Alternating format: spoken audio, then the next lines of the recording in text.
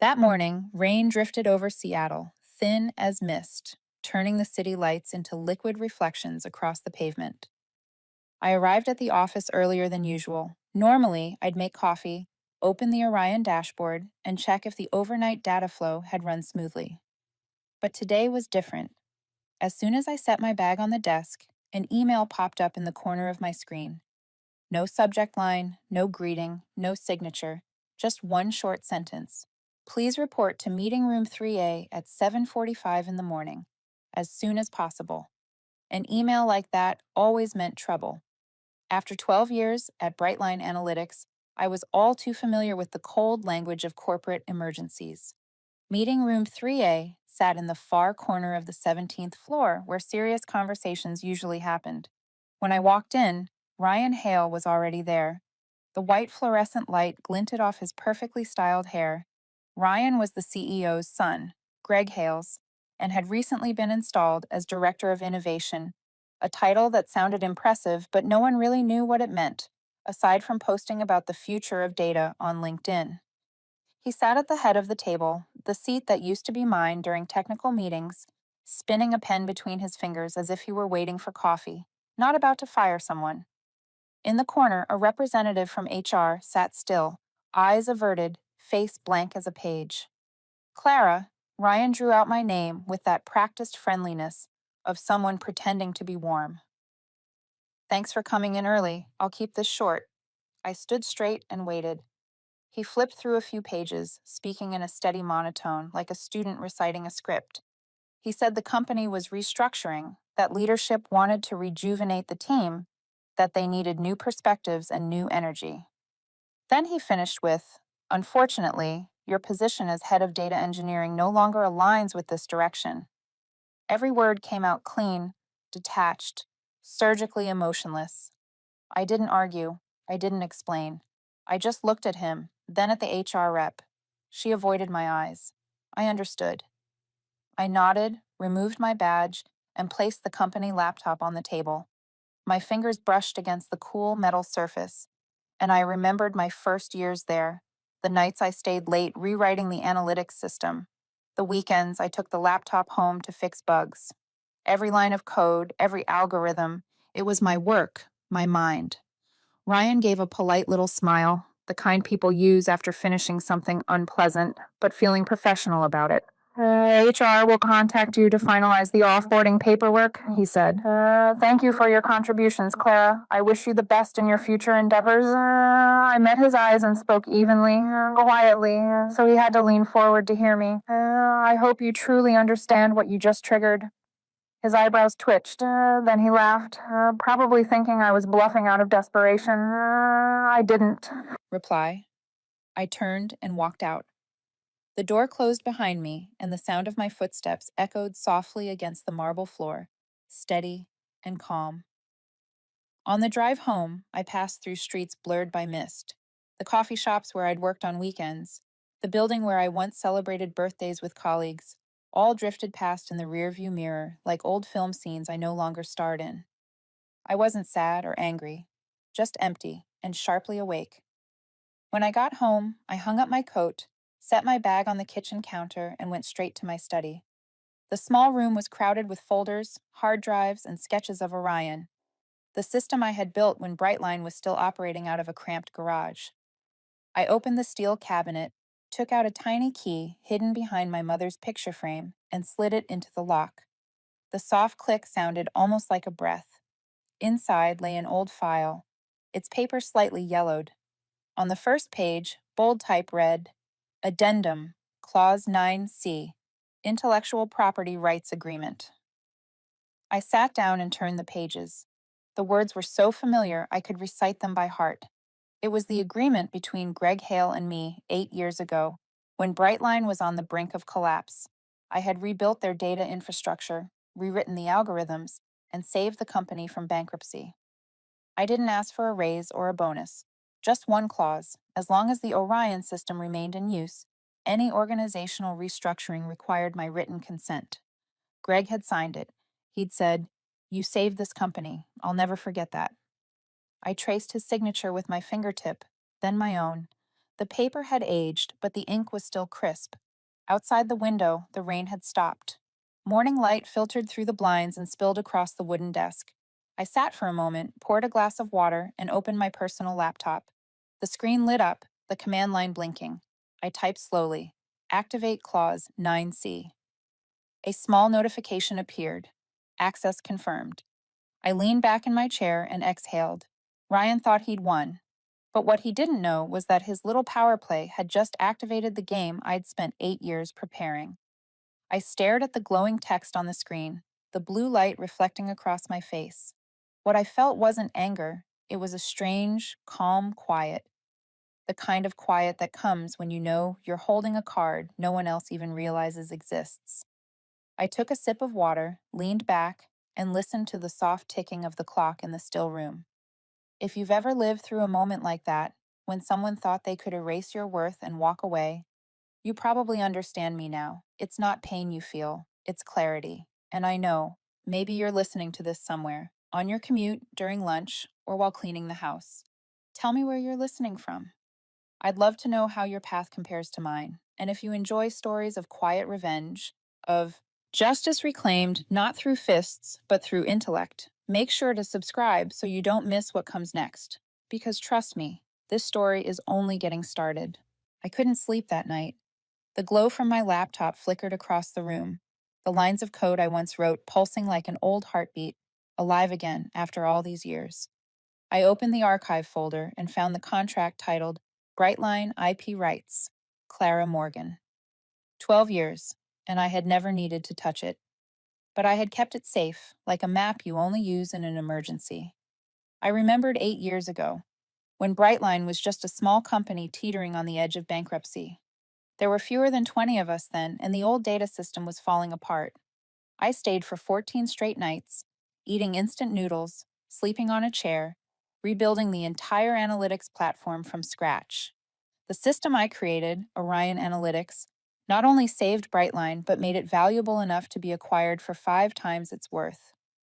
I still remember that morning when CEO Greg Hale came to the office, eyes dark from exhaustion but burning bright. He took my hand and said, "You saved this company, Clara. I'll never forget that. I didn't ask for a raise or a bonus. I asked for something else. A clause that would protect my creative rights in case someone ever tried to take credit for my work." Greg agreed immediately.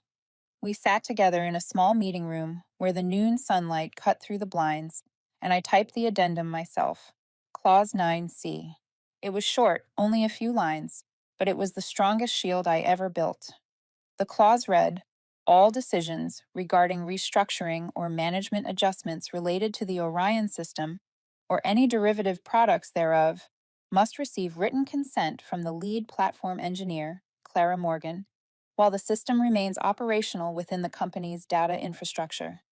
In simple terms, as long as Orion was still running, I held veto power over any termination or reorganization tied to it. And Orion, as of this morning, was still the heart of Brightline. I carefully photographed every page and sent them to my old attorney, Julian, the same man who had helped me draft this clause years ago. The email subject line was brief: Clause 9C, activated. No explanation needed. Julian was the kind of man who understood without words.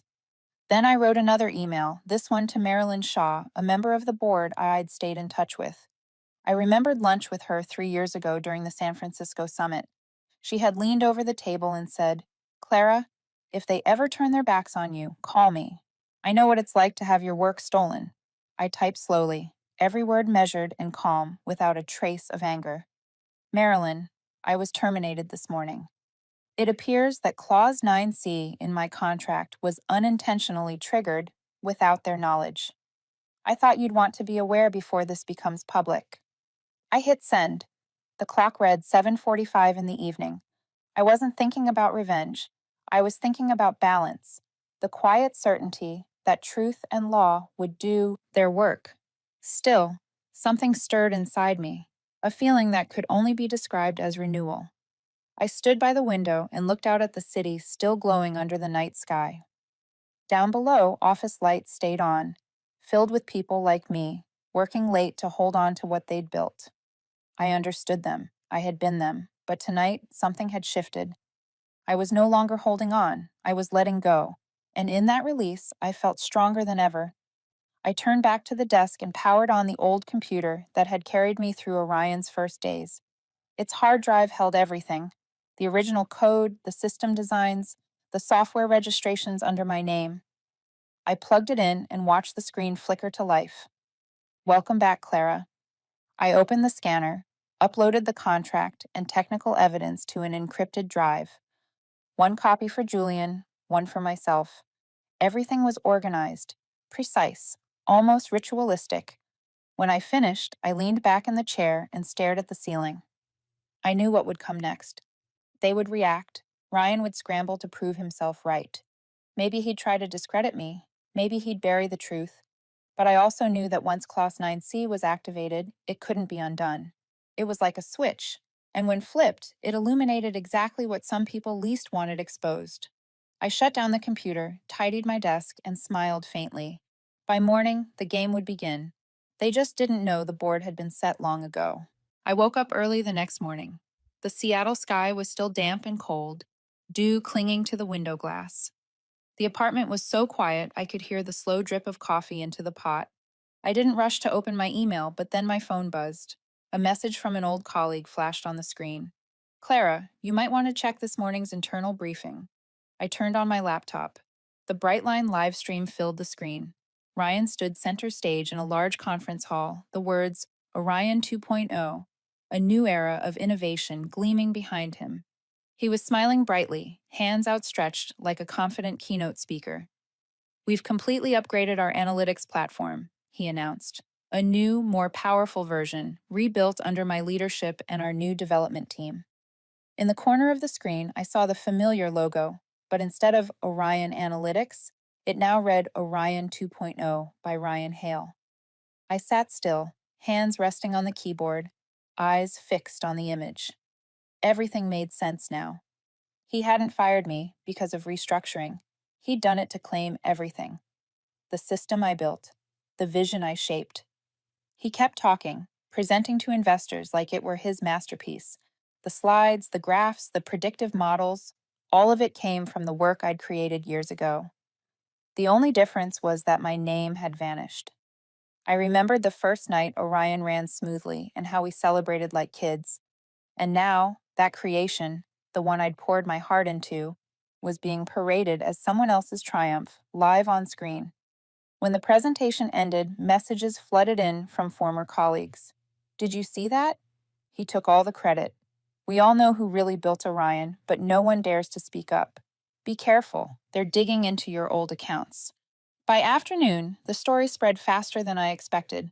An anonymous post appeared on the company intranet claiming I'd leaked confidential data before leaving. The rumor picked up speed in every chat thread, morphing with each retelling. By evening, it hit a small tech news site. Sources say Brightline is investigating the former head of data engineering for a potential data breach. I didn't react. I had expected this. When someone can't erase your legacy, they try to turn you into a villain. But I also knew Ryan was about to tamper with something he didn't understand: the real Orion system. I opened my laptop and logged into the original Orion build, the one I still had back-end access to. The system was running fine, but in the activity logs, I spotted a strange sequence. Someone was attempting to modify the core files, the section that stored the license authentication. The IP trace pointed to Brightline's internal server. The username attached: Ryan Hale. I didn't interfere. I simply archived the entire log, duplicated it several times, and sent one copy to Julian, my attorney, the same man who had helped me write Clause 9C years ago. I added just one line to the email. He's breaching the system. Julian called immediately. Good, he said in his calm, steady tone. Let him continue. Every move he makes now becomes evidence. Don't touch anything. I did as he said. I shut the screen and sat in the dim light, the soft yellow glow from the kitchen stretching across the floor.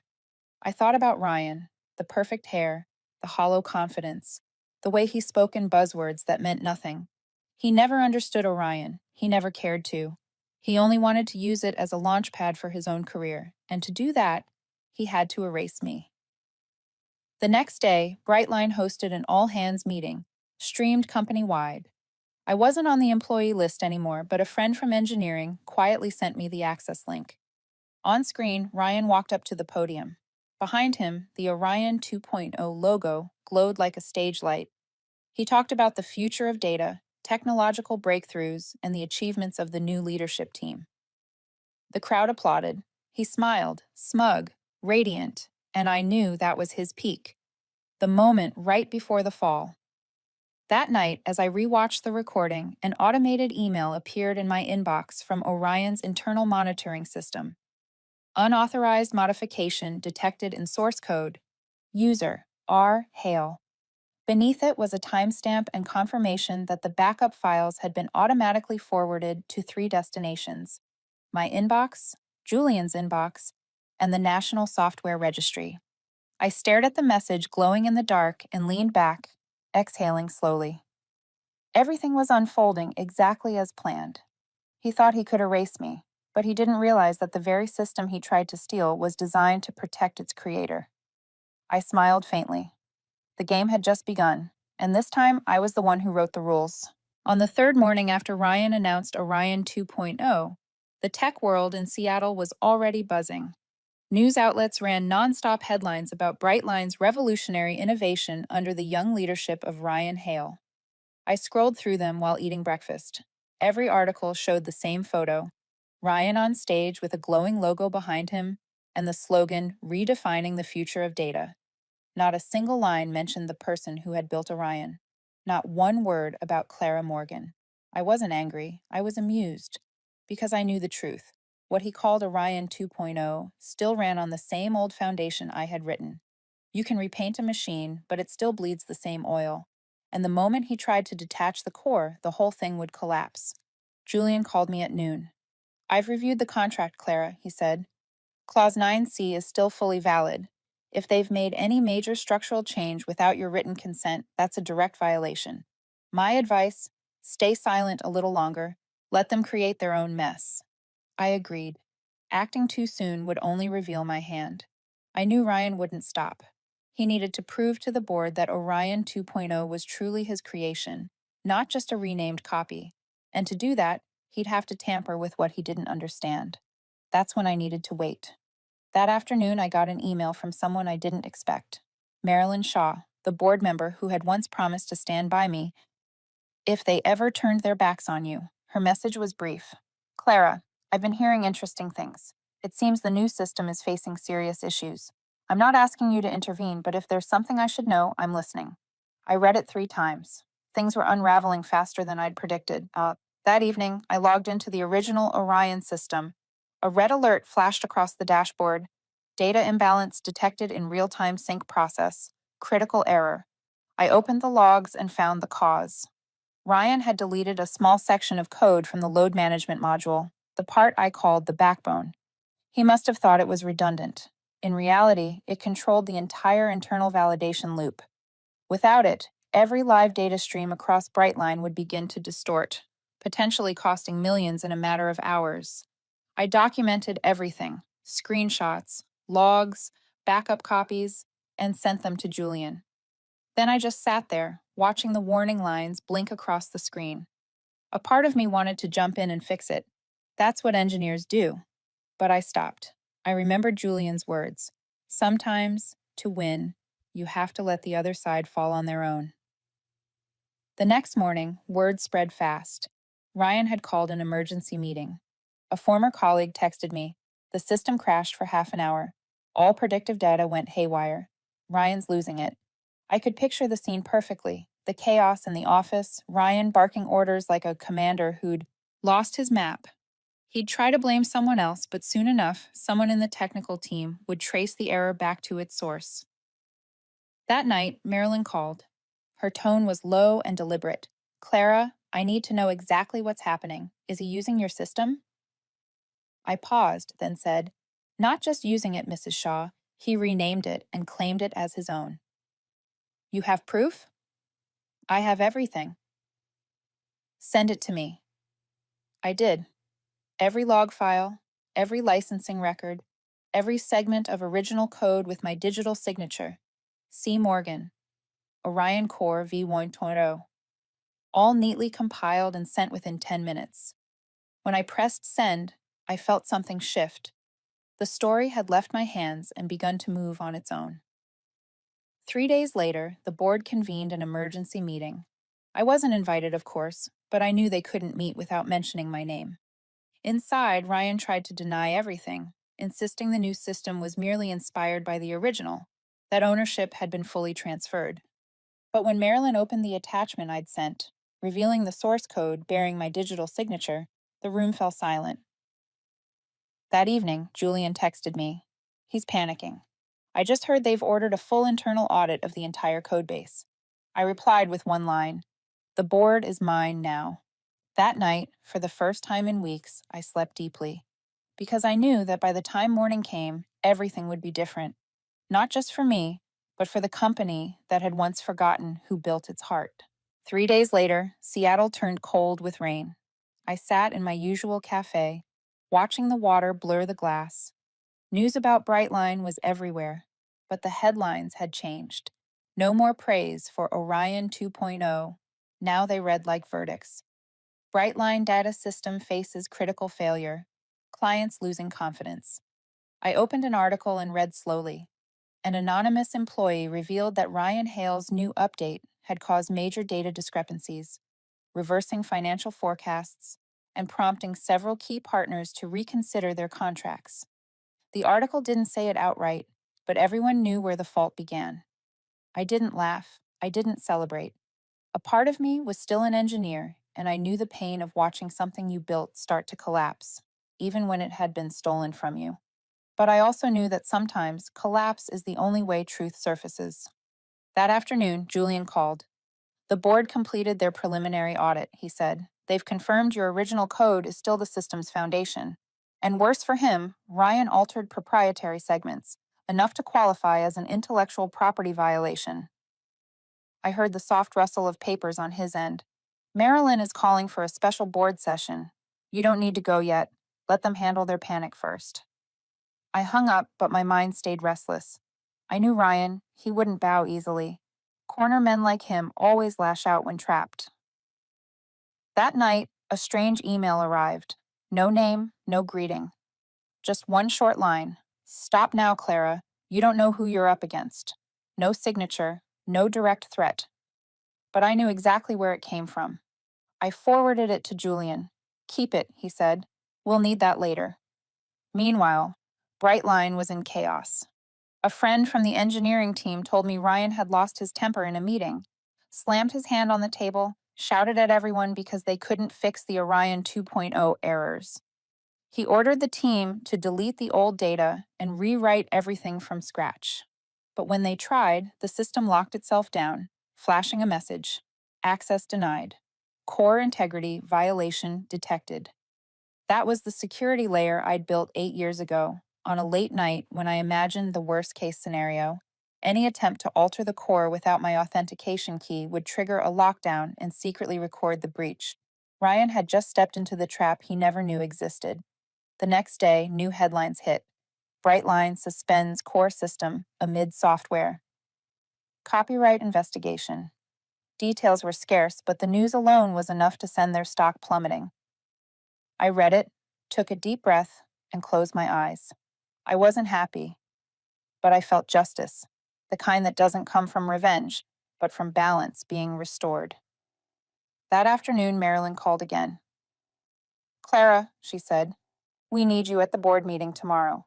Ryan's still denying everything. He claims you're just trying to shake the company down." I smiled faintly. "If you want me there, I'll come." "Be ready," she said. "They'll have questions." That night, I sat in my small study surrounded by old hard drives and files. I opened an old video, my first Orion demo 8 years ago. In it, I was younger, hair tied back, voice trembling, but eyes bright.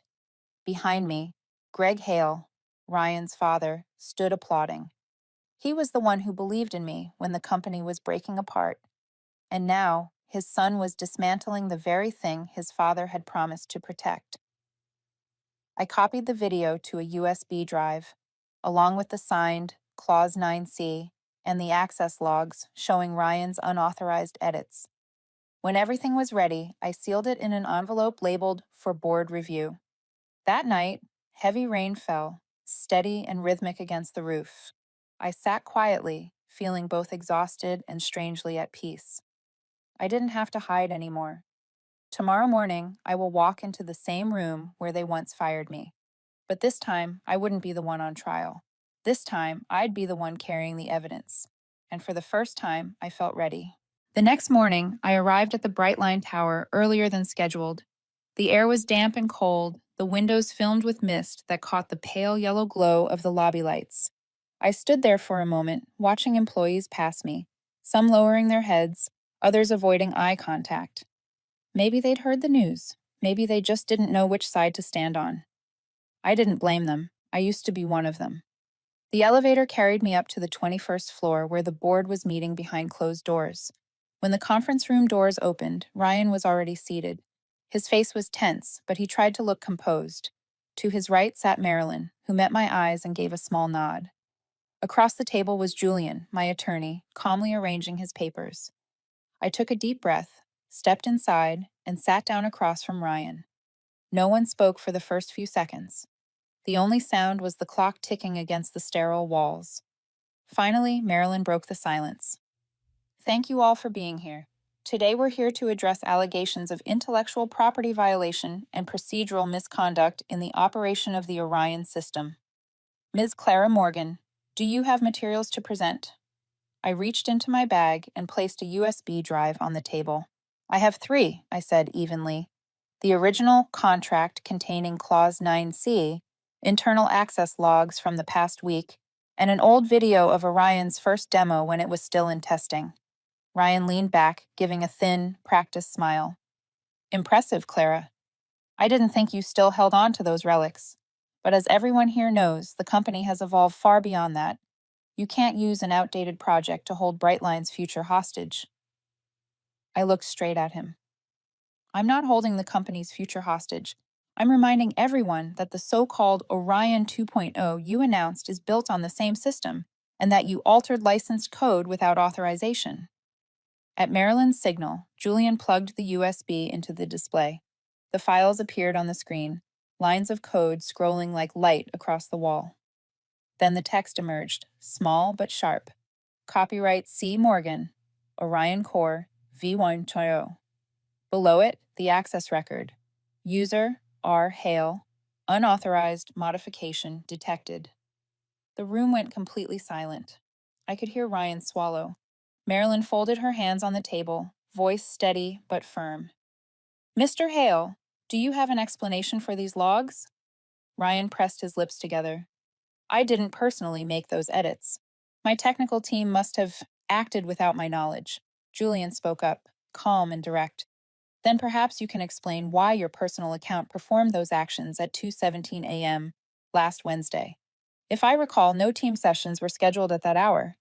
Ryan turned toward his father, Greg Hale, who had been silent until now, his face lined and heavy. Dad, I was just trying to move the company forward. I didn't think she would. Greg lifted his hand. Enough. His voice was gravelly, but it carried weight. Do you have any idea what you've done? That clause? You're looking at the man who signed it. She saved this company when it was about to die. And now you've turned her work into a prop for your ego? Ryan's eyes darted around the room, searching for an exit that wasn't there. Marilyn turned to me. Ms. Morgan, what are you requesting from the board? I looked around the table, my voice clear and steady.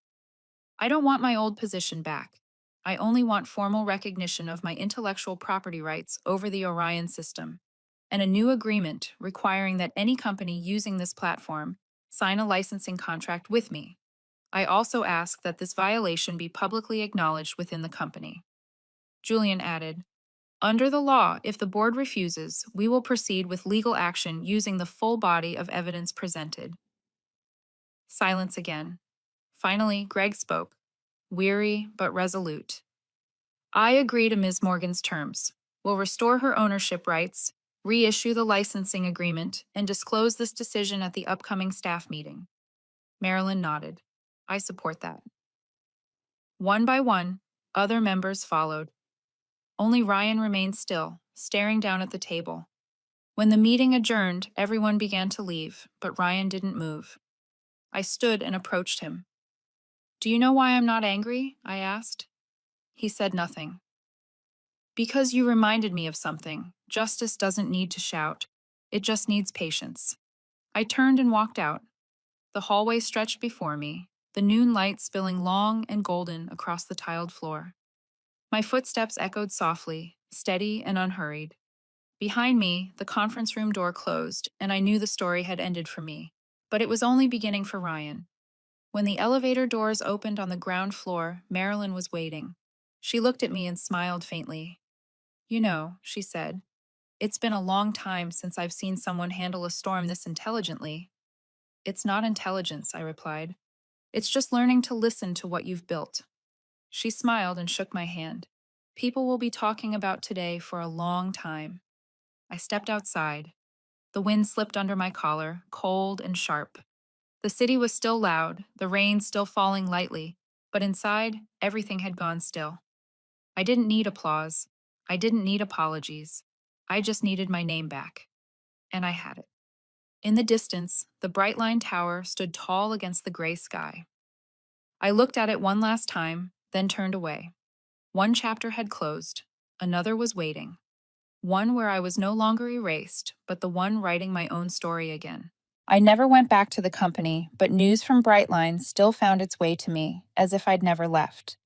A week after the board meeting, headlines flooded the media about the internal scandal at Brightline Analytics.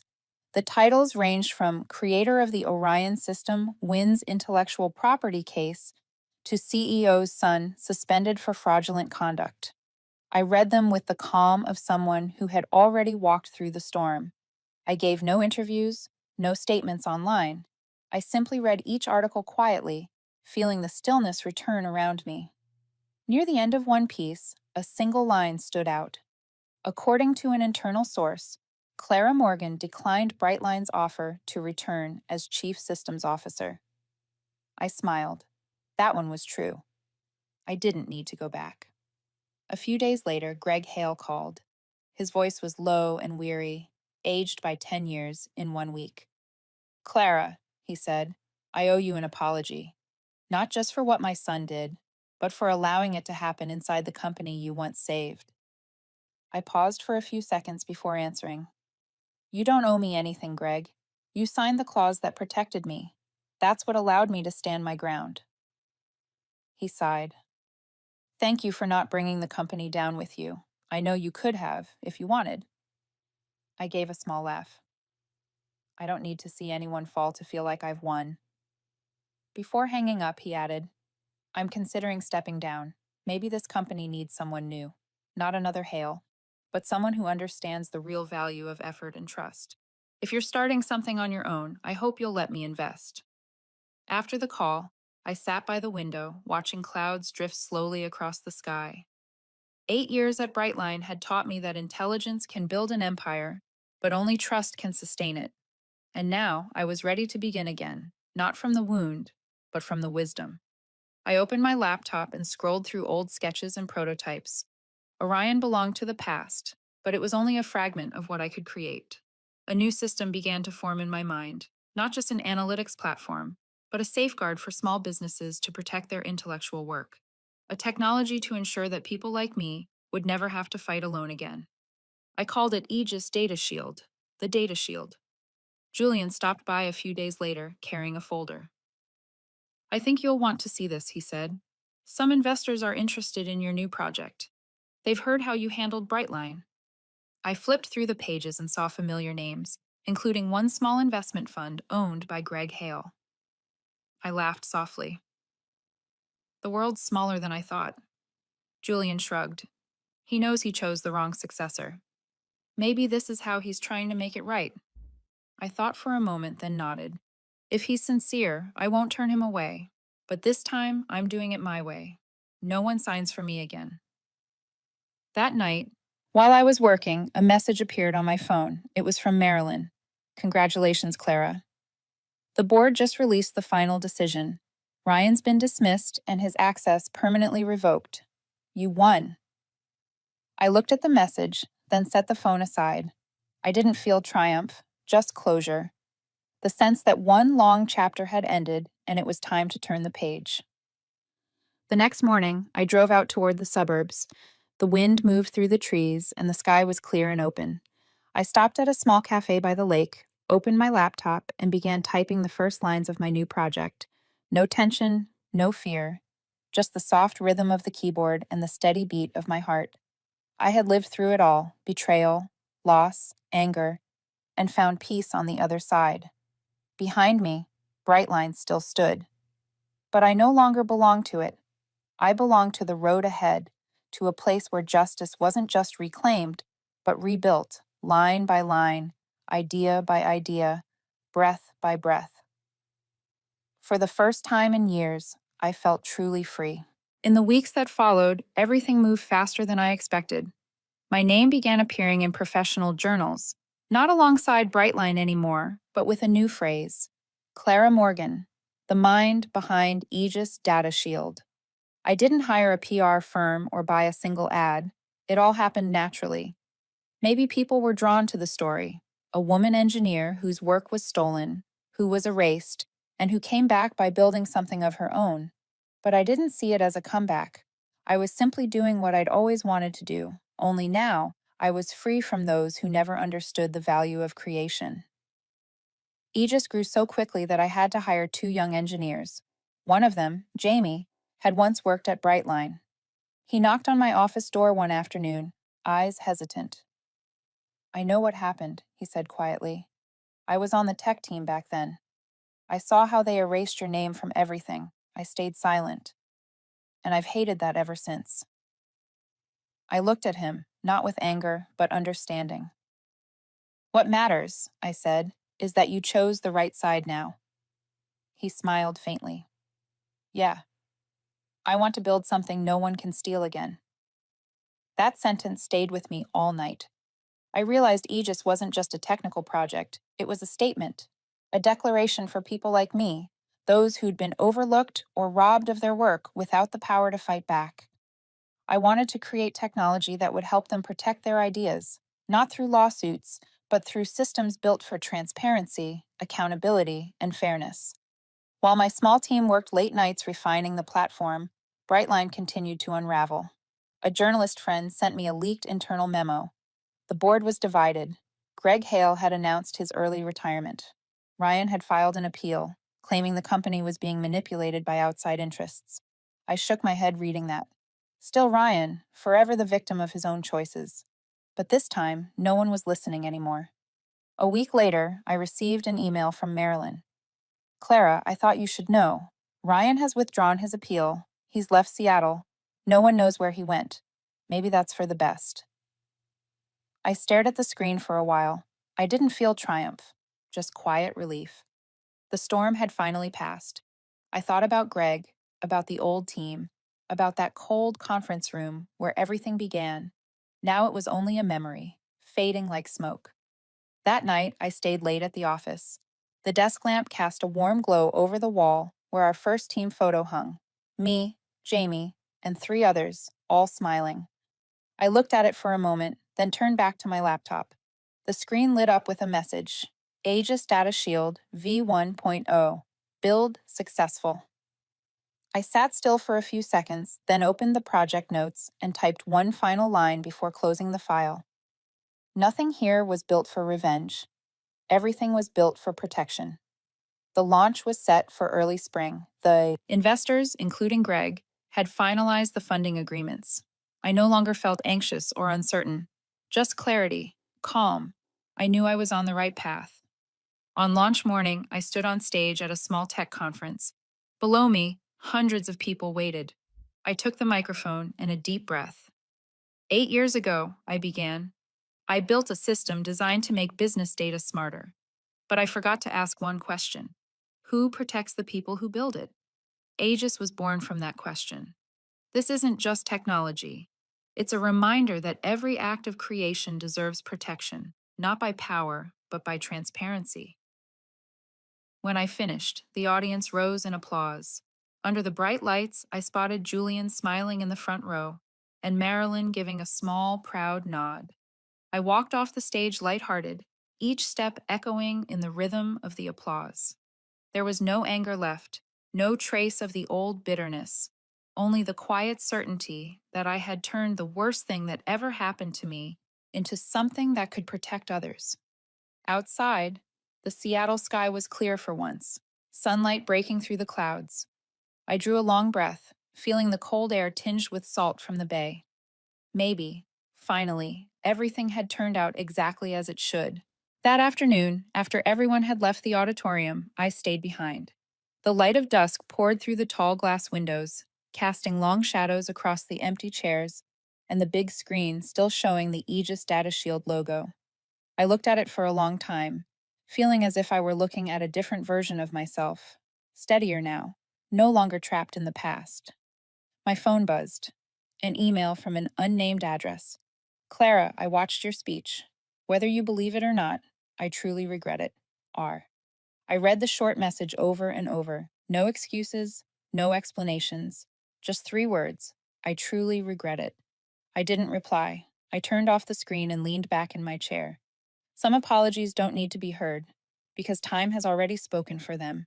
And maybe, for Ryan, that message was his first step toward facing himself. A few days later, I saw Greg again. He came to my new office, a renovated little house turned workspace. He looked around, his expression a mix of pride and quiet remorse. You did it, he said. I still remember the first day you presented Orion in that old, cramped room. Back then, I just hoped it would work. But now, you've built something bigger than technology. You've built trust. I smiled softly. All I did was rebuild what I once believed in. I can't change the past, but I can redefine its meaning. He nodded, pulling an envelope from his jacket pocket. I've signed over my remaining Brightline shares to you. Consider it my last thank you. The company will continue using the Orion system, but now all rights belong to you. I took the envelope, surprised. You didn't have to. Greg gave a weary smile. There are things I can't undo, but at least I can do what's right while I still can. He placed a hand lightly on my shoulder. Keep that faith, Clara. Don't ever let anyone make you forget who you are. After he left, I watched the door close and felt something settle inside me. A chapter had truly ended. No anger, no battles left to fight. Just peace, the kind that comes when you realize justice, if patient enough, always finds its way home. Time passed. Aegis grew faster than I imagined. Small businesses started adopting the system, and tech journals called it the most reliable innovation protection tool of the year. Sometimes I received emails from strangers. Because of Aegis, I kept my products safe. Or, thank you. Now I'm no longer afraid of being erased. Those messages moved me more than any award could. I wasn't living to prove anything anymore. I was living to keep building. And to me, that was the most elegant revenge of all, to rebuild, stronger and more humane. One late autumn night, I sat on the balcony of my apartment, watching the lights ripple across Lake Union. The wind carried a hint of salt from the bay, mixed with the smell of coffee from the cafe below. I opened my laptop, planning to jot down notes for the next version of Aegis, but paused instead. I just stared at the blinking cursor and realized I was smiling. I thought about the years behind me, the sleepless nights, the endless meetings, the morning Ryan told me, "You're fired." If that moment hadn't happened, I might never have found myself again. I whispered into the cool air, as if to someone I used to know. Thank you for pushing me out of the place I no longer belonged. Then I typed the final entry in my project log. Orion saved a company. Aegis saves people. Justice isn't about getting back what was taken. It's about building a world where nothing can be taken again. I saved the file, closed the laptop, and looked out at the shimmering city lights. Seattle was peaceful that night, and for the first time in a long while, so was I. One chapter had closed. But the story of Clara Morgan, the woman whose work was stolen, who reclaimed her light with her own hands, was only beginning. I sat a while longer, listening to the wind hum through the open window. Outside, the reflections from the high-rise towers danced across the lake, glimmering like old memories, some painful, some proud, and some simply calm. If you've stayed with me this far, maybe you've been through something similar, when your effort was dismissed, or when someone tried to erase your name from what you built. I want you to know, standing back up doesn't have to be loud, and it doesn't require revenge. If you keep moving forward, smartly, quietly, with purpose, life itself will return your justice in due time. Which moment in this story moved you the most? Was it when I was fired, when the truth came to light, or when I chose to forgive and start again? Share your thoughts in the comments. I read every one of them because each of us has our own story about what justice means.